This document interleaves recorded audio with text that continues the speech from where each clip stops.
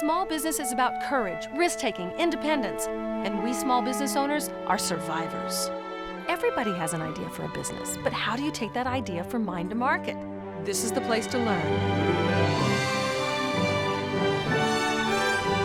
Small Business School. It's a new kind of school. Together we'll learn about business from the inside out, from the people who've done it. We'll meet the men and women who are today's pioneers and quiet heroes. Their lives are the textbooks. Our classroom is the world.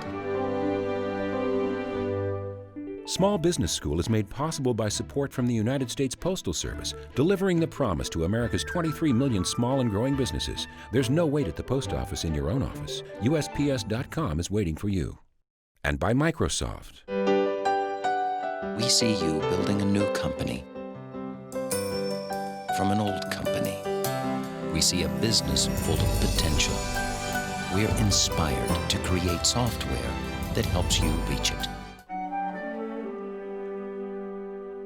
Hi, I'm Hattie Bryant. What happens when we open ourselves to learn from each other and even celebrate the success of others? What is our path to wisdom, to a fulfilled life? In some of our shows, we see how some small business owners, sometimes unwittingly, tackle some of the most difficult questions about the meaning of life, and what they do ends up changing the way we see ourselves and the world. We believe this is one of those stories. Loved by their community and respected in their industry, meet Nigel Skeffington, his wife and business partner, Rosemary, and his brother, Peter, now the CEO of their business. Meet some of their team and one of their customers, Neil. Looks all rather typical, but we are in Godalming, an ancient city, somewhat frozen in time, south of London and not far from important places like Greenwich and Oxford. The name of this business is Time Technology. Daytimers, PDAs, we're always asking, what time is it and how can we manage it better? But here in England, where universal time was defined and is maintained, the folks of Time Technology take on Sir Isaac Newton. They go beyond the irascible Stephen Hawking with his brief history, and even challenge Albert Einstein. This little business with a little technology, totally internet-based, is escalating a quiet revolution where we discover that time is derivative and relations are the primary real. Let's go to Godalming to start at the beginning. So it's a bit of history preserved here. When I need to see some of my big clients based up in London, I need to get to them quickly, and I can leave from here and be within an hour in their offices. And also from our point of view, we deal with international companies, and that means that we need to get out on planes, and so we're only about half an hour away from Heathrow Airport and Gatwick Airport. So you have the best of both worlds. You get to live in this bucolic community. Absolutely. Lovely. And quickly, you're in the center of the world. Absolutely. I made the choice very, very early on in my life that I was never going to commute to London. My father did it the whole of his life, and I really didn't want to do it. So consequently, when I was lucky enough to start the business, we decided, right, okay, we're going to base ourselves. We're only about a really bad commute, so 11 minutes to our house.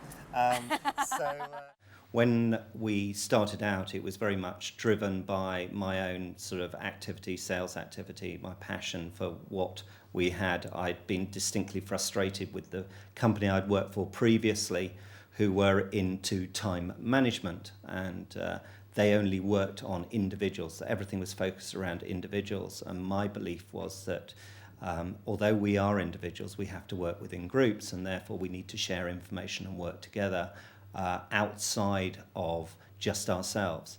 And no matter how much I tried to persuade them that we needed to go for the group area of work, they didn't respond. So consequently, I ultimately left them. I came across this product, Lotus Notes, and all of a sudden I just saw the opportunity to collaborate and work within groups. The business was started actually here in this house. We used the back bedroom for the first 18 months. I went to meet Nigel's wife, Rosemary, at their home just a few minutes away from the center of Godalming. The basic part was, but the pond, the basic sort of structure of the garden was there. But Their house was designed by architect F.W. Troop and built in 1903. So in your spare time, when you really Who wouldn't want to work at home to take in the smells and sights of the lush English countryside and be close to their children? Hey, what you Hi, up to? Tizzy. Just a letter I've got to get out. I just spoke to Our very earliest marketing activity was a radio ad, and we had the hotline, which was actually buried in the back bedroom, so that when people rang in, that they couldn't hear the children crying or the dog barking or anything. So you've got an office here at Brock House. That's right, yeah. As at home. And this is where I work most of my time. Okay. Oh, I've got a message from Nigel. Can you join the meeting? Because it's secure. What Rosemary and Nigel demonstrate Hi, is Nige. collaboration software. There are hundreds of products. Their names communicate the struggle to capture its transformative power. MindBridge, NetMeeting, CoCreate, Okay. LiveLink, all trying to say we can now share the same time no matter where we are. The word collaboration hides the fact that there is a new place that we all share. Instantly, we create a unique place that transcends space and time, Yep, no, that's fine. breaking through Newton's laws, reshaping Einstein. And right now, you think you're just watching an online meeting, but it's more than that. Time and space are derivative. Change it to 10. Change it to 10. And it is as simple as Nigel gets Rosemary's opinion. Yep, He takes that suggestion. that would be much better. The meeting is over, but a revolution has Yeah. begun. Go for the rest, comfortable with the rest. All right. Okay, thanks then. Okay, bye. When we all can occupy the same space at the same time, that's a revolution. The relation becomes the primary real. How much time elapsed from when you got the idea to when you started making money? It was about a year. See, to me, that's nothing. That is very short. You should be thrilled that you were able to move that fast. In 2002, Time Technology was one of the few to win the Now You Top Contributor Award from its premier supplier. Well, the reason we were able to move that fast was because we won 2 clients, major clients, who actually bought into what we were selling. Very specific solutions, but they bought into the concept of using this technology to share information. The second customer was someone I'd worked with with my previous company. He phoned me up one day and said, Nigel, we've got a challenge. I've been given a new job working for the ABN AMRO Bank. We're setting up a completely new company or organisation to carry out international cash management. Now, my challenge is that I've got teams sitting in Chicago, in New York, out in Frankfurt, down in Paris, in London, and down in Milan. And I need to be able to share information between all of these parties because we're dealing with global companies. So I went to Amsterdam, and previously I was due to go on a particular day, and I was awful. I was really ill. Now, I then phoned up my client and said, look, I can't make it. I'm really ill. And he said, well, that's a shame, but we're still going to go on with the interviews with the other companies. And I asked him the question, well, who are my competition? Because I wanted to know who I was playing up against. And he then named 4 of the biggest technology companies in the world. And one of those was a major consulting company that they were already doing business with.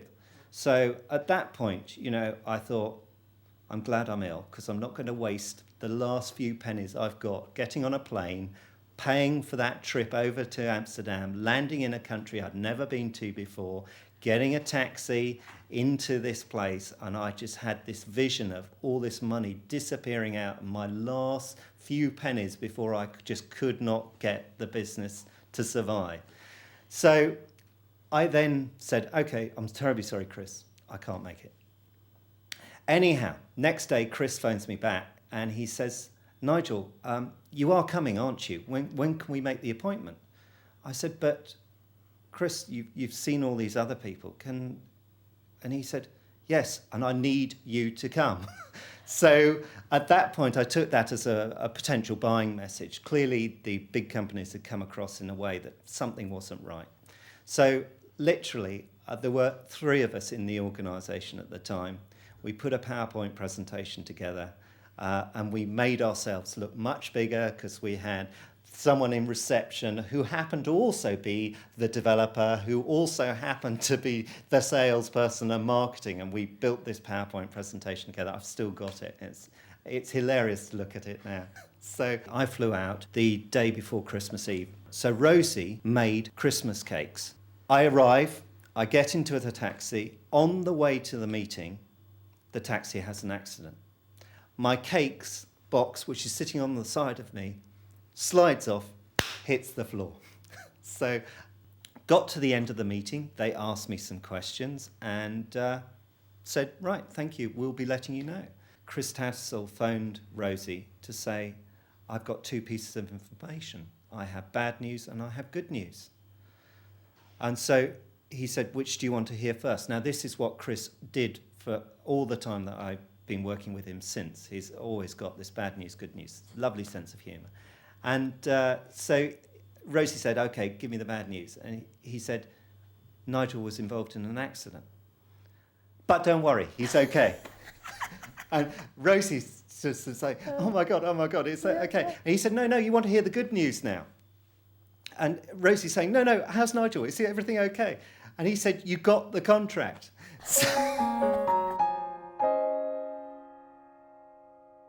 I entered us for a competition with one of our local government bodies called Business Link, and we were actually a runner-up, or we were shortlisted, and although we didn't win, what it made me do was really look at the business in a very critical manner. And suddenly I realised, I suppose that was the first light bulb that came on, that actually the organisation of the business was actually as important as anything at that stage.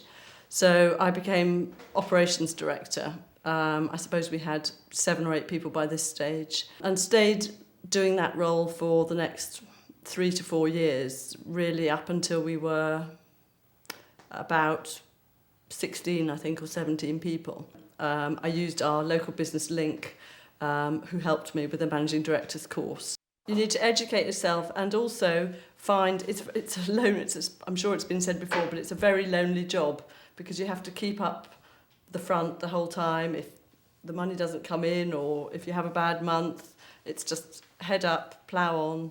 I think the thing that I realised was that my skills were not going to take us forward to where we wanted to go. Nigel's were not of the right making either. I am an awful manager. My skill set is selling and building relationships with people. If we could free him up from any management duties, then we could get that sales spurt to enable us to grow. I was constraining the business. I held the business back everywhere. I didn't empower people. I thought I empowered people. I decided really that we needed a new managing director. We needed somebody, not me, who could take the business forward. I didn't want to let my baby go. Unless we grew, we wouldn't succeed. We'd probably fold, because you can't stand still as a business. You have to move forward all the time. Something had to change. But how? How were we going to do this? The way to do that was to find a new managing director. And we did. Took us a long time, but we did. This is Peter Skeffington, Nigel's younger brother. When you came here, you came from a huge, huge conglomerate. Yeah. Why did you come here? Well, I guess there are two primary reasons. One, there's the obvious family connection, which was kind of intriguing. My brother was working for GE Capital. He'd been responsible for implementing Six Sigma, which is a management quality process. Six Sigma fundamentally is a quality methodology. It's a whole set of tools and approach to applying improvements to your business. Forget the fact he's brother for the moment. He just seems to be the right person to have in the organisation. So being very cautious, we actually recruited a consultant psychiatrist who worked with, or psychologists, worked with one or two of the major consulting companies in terms of profiling prospective senior people. And we asked her to interview Peter and to carry out an analysis as to whether this guy was the right guy to join our company. That's probably the most money I've ever spent on a professional person in my life, and it was the best money we spent, because what it did was it gave us a profile of my brother that basically said he was ideal for the job. So it wasn't then a difficult decision to have him join the organisation. At the time we talked to Peter, he was a small cog in a very, very big mechanism. And he was frustrated with the fact that he spent a large amount of his time sort of just oiling various elements and never really making the difference. Now, how did we afford him? Well, I'm a salesman. So there was a bit of blarney, a bit of blag. He loves selling. That's ultimately his passion. He loves it. And the one thing that I've been able to do is release him in that respect. He was prior to that, he was constrained by all of the worry and the responsibility of trying to actually make the thing work as well. And by his own admission, that's not where his main skill, or indeed his passion, lies. By 2002, with 17 employees, the right leadership team was in place. But rarely do they need to be in the same room at the same time, as they most often depend upon their own collaboration tools to run the business. With a rather simple but new technology that attenuates the thoughts of people on the same problem, the same concept, no matter where they are, we wrestle with the wisdom of the ages in new ways. At the core of a sale, at the core of a good business, at the heart of a good marriage, yes, even a good government, are healthy relations. And at the heart of good relations are many agreements. At one time, we were often separated by space and time. No longer true. At one time, it was location, location, location. Today, it's relations, relations, relations. Living is not about a space and a particular time. It is about the quality of relations. To launch the business, Nigel landed a huge customer, and that sale was based upon an old and nurtured relationship, mutual respect, a series of agreements. To grow the business, Nigel and Rosemary needed a CEO. They had been burned over and over again recruiting and investing in salespeople and were apprehensive to commit the big bucks that would be demanded by a skilled top gun. I'm not suggesting that the only person you can hire is a relative. I am suggesting that the only thing that does matter is your ability to have and to build relationships. Money, time, space, everything is derivative of relationships. At smallbusinessschool.org, there is self-help study for people who want to start a business and for those who want to grow the business they have. To learn more about this episode, choose the overview. You can read every word you're hearing today when you choose the transcript and go deeper with the case study. There's streaming video and access to interactive study guides throughout the site.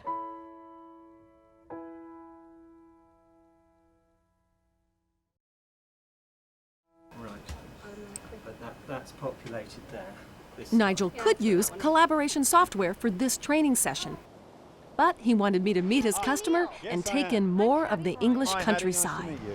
This is such a great spot. It's lovely, isn't it? Yeah. I met Neil Rush, owner of Support Training Services. From here, his company provides consulting and training in food and health safety. So what year do you think this home was built? Well, they believe it dates back to the Domesday Book, which was back in the 1600s when they did the register of all the property that was in England. And they believe it was one of the original 7 meals that were on the river. But of course, you put in plumbing, didn't you? Yeah, we don't use the water from the river anymore. Let's have a look in your office. Yes, certainly. Step this way. Okay. So Neil, why do you use Time Technology products? Well, basically, we needed a computer solution, and I'm not a computer expert. So firstly, I got a consultant to come in and help me go through all our needs, identify the different solutions and the different companies. One of the companies was Time Technology, and the thing we liked about Time Technology is they understood our business, they listened to us. They were also local, but they also could adapt to whatever we needed, and they really did a good job for us.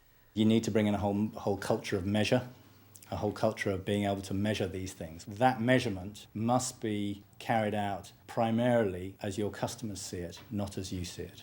We have one person on the management team whose responsibility is quality, which is a big thing for an organisation of our size. We also have a lot of obviously informal feedback as well, which are fall under the category of complaints and compliments.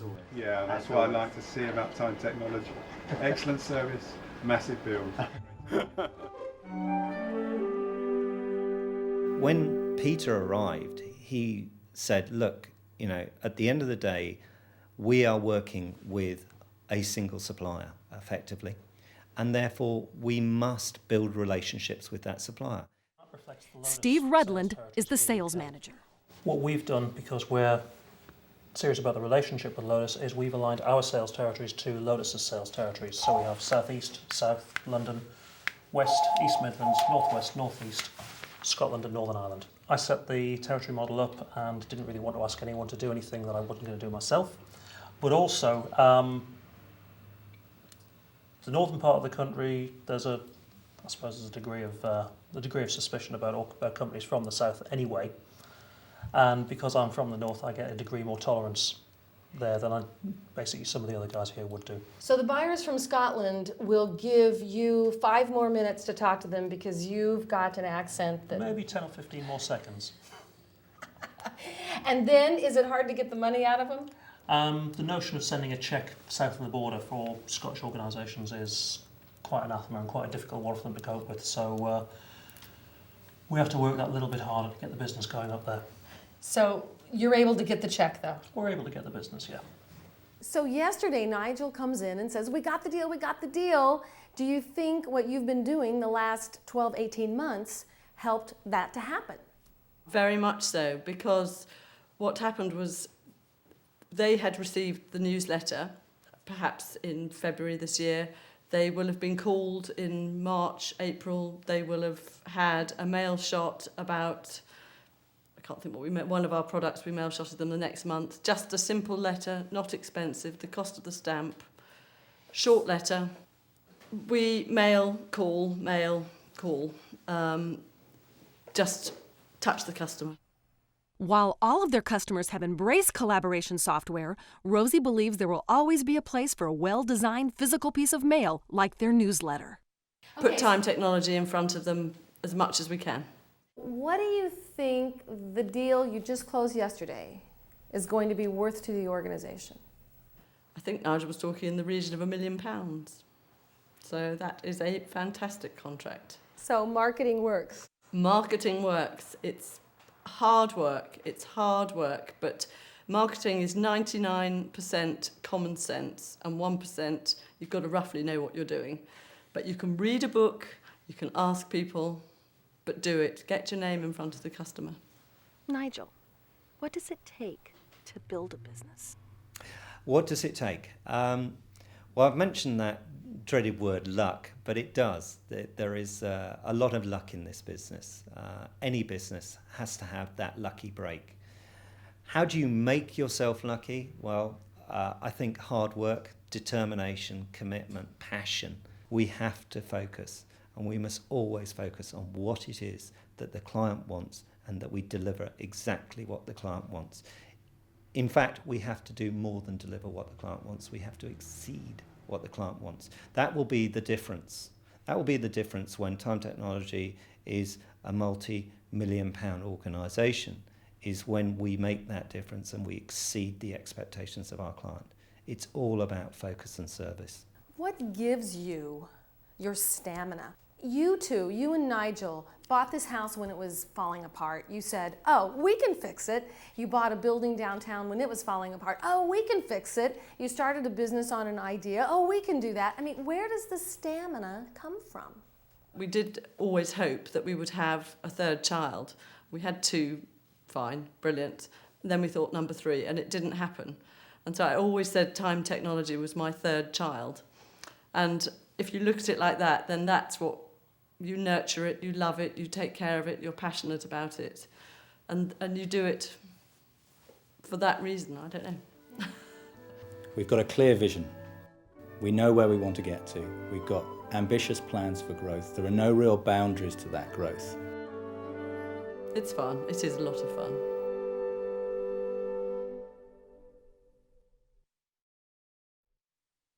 We learned so much from Nigel, Rosemary, and Peter. On our website, you can read the complete interviews. Peter talks about how he is applying Six Sigma principles at Time Technology. Nigel tells how their CPA got them angel capital for the startup, and learn from Rosemary how she outsources the creation of her mail pieces and how she writes a telemarketing script that gets results. We'll see you next time. Small Business School is made possible by support from the United States Postal Service, delivering the promise to America's 23 million small and growing businesses. There's no wait at the post office in your own office. USPS.com is waiting for you. And by Microsoft. We see you building a new company from an old company. We see a business full of potential. We're inspired to create software that helps you reach it. If you want to learn more about starting, running, and growing a business, come to our website, smallbusinessschool.org. There's streaming video and interactive study guides. The only way we can compete with big business is to be faster, smarter, and better. We are the engine of the American economy. We create the jobs.